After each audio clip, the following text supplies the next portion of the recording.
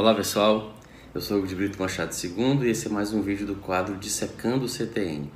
Dando sequência ao artigo 52 do CTN, neste vídeo ainda trataremos do fato gerador do ICMS.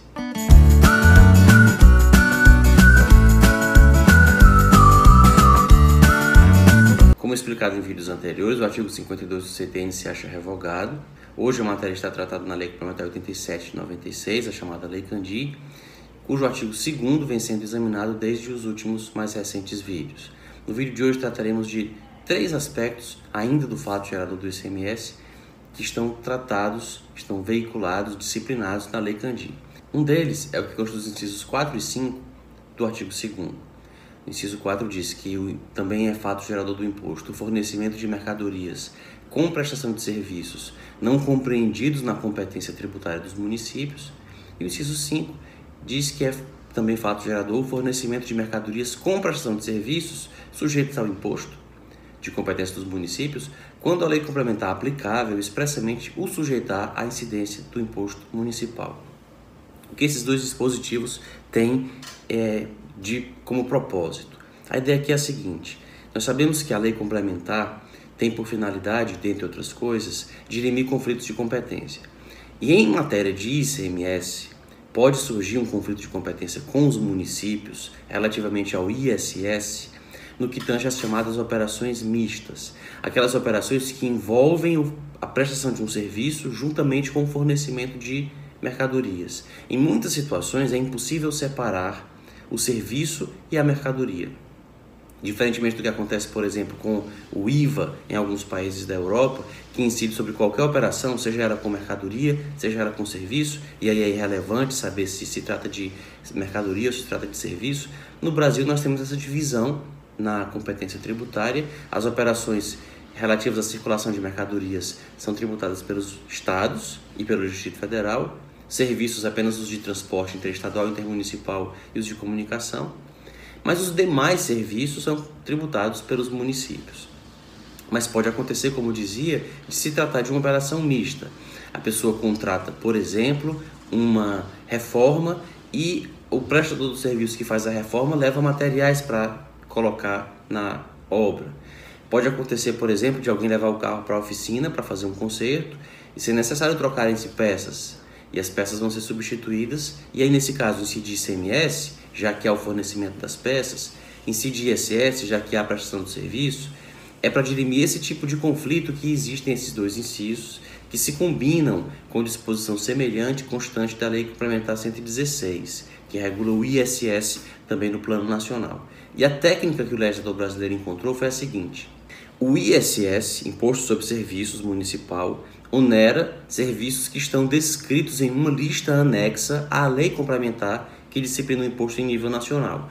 Então, a Lei Complementar 116, que hoje disciplina o ISS em nível nacional, tem uma lista anexa a ela com todos os serviços que podem ser tributados pelos municípios. Os serviços que estão nesta lista, se não é feita qualquer ressalva, se não é feito qualquer destaque, os serviços que estão nesta lista serão tributados apenas pelo ISS, pelos municípios através do ISS, ainda que a sua prestação envolva o fornecimento de mercadorias, salvo se a lista expressamente ressalvar o contrário.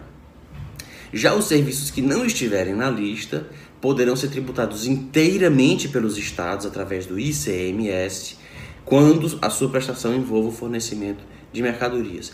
Então vamos supor que nós estamos diante de um serviço que não está na lista, e ele é prestado e junto com ele se fornecem mercadorias. O ICMS alcança todo o valor da operação.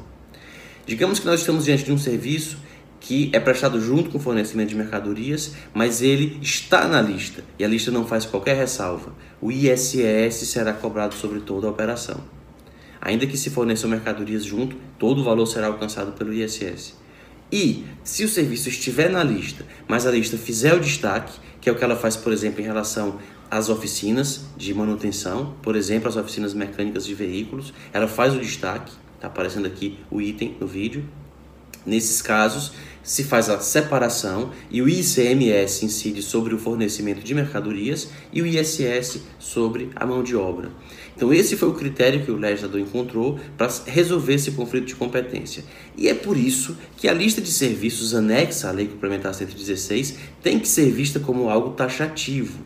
Até se pode admitir uma interpretação ampliativa dos itens de cada gênero, quando ela diz lá, por exemplo, serviço de hospedagem, e aí tem hotéis, motéis, pousadas e congêneres. Até se pode admitir uma interpretação extensiva em relação a esse congêneres, mas não se pode fazer uma interpretação extensiva dos próprios itens, das próprias cabeças dos itens, para ver na lista itens que nela expressamente não estão, porque isso deitaria por terra o próprio critério que o legislador usou para dirimir os conflitos, dizendo que os que não estão na lista devem ser tributados pelos estados através do ICMS, quando envolverem junto com o serviço o fornecimento de uma mercadoria. Só faz sentido esse critério se a lista for vista como taxativa. E, portanto, esse é o critério usado pelo legislador para dirimir esse tipo de conflito. E o outro item que deve ser examinado agora nesse vídeo, ainda relativo, o derradeiro dedicado ao fato gerador do ICMS, no nível das normas gerais, lembrando que esse fato gerador é definido na lei de cada estado, mas a Lei Candir traça normas gerais e, ao fazê-lo, ela também estabelece que é fato gerador, pode ser fato gerador do imposto, a entrada de mercadoria ou bem importado do exterior por pessoa física ou jurídica, ainda que não seja contribuinte habitual do imposto, qualquer que seja a sua finalidade. Essa disposição visa permitir que o imposto incida inclusive sobre operações feitas por não contribuintes. Ela decorre da emenda constitucional número 33. Nós sabemos que os estados tinham essa pretensão de tributar as importações, mesmo quando feitas por não contribuintes do ICMS, quando um particular, pessoa física, não comerciante, importava um carro para uso próprio. Os estados queriam tributar com o ICMS. Essa pretensão foi rechaçada pelo STF, que interpretou a palavra mercadoria a partir de sua finalidade, como já foi explicado em vídeos anteriores. Mercadoria é o que se produz para vender ou que se compra para revender. Então, quem compra um bem importado, quem importa um bem, compra um bem do exterior para uso próprio, aquela operação não é uma operação de circulação de mercadoria. O imposto, se devido fosse, seria o imposto devido pelo exportador lá no país estrangeiro, mas a entrada no Brasil pagaria apenas imposto de importação e não ICMS. Mas a emenda constitucional número 33 alterou a redação do artigo 155 para incluir esse fato na competência dos estados, e depois a Lei Complementar 87 foi alterada pela Lei Complementar 114 para também prever, no nível das normas gerais, essa hipótese, para que o ICMS incida em qualquer importação e não só na importação feita por comerciantes que vão revender aquela mercadoria. Então é outro fato gerador possível do ICMS. Se tiver gostado desse vídeo, não se esqueça de curti-lo, de se inscrever no canal para acompanhar os próximos e também não se esqueça de deixar na caixa de comentários o que pensa a respeito dessa e de outras questões. Até os próximos vídeos.